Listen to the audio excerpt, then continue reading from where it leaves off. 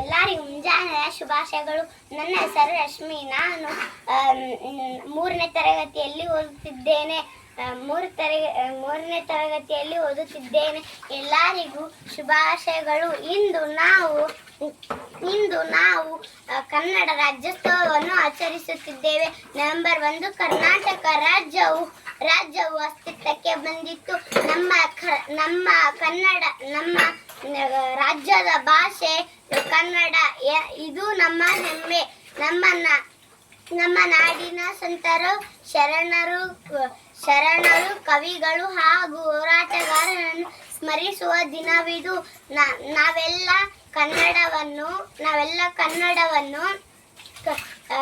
ಪ್ರೀತಿಸಿ ಅದರ ಗೌರವವನ್ನು ಕಾಪಾಡುವ ನಮ್ಮೆಲ್ಲರ ಹೊಣೆ ಎಂದು ತಿಳಿಸುತ್ತಾ ನನ್ನ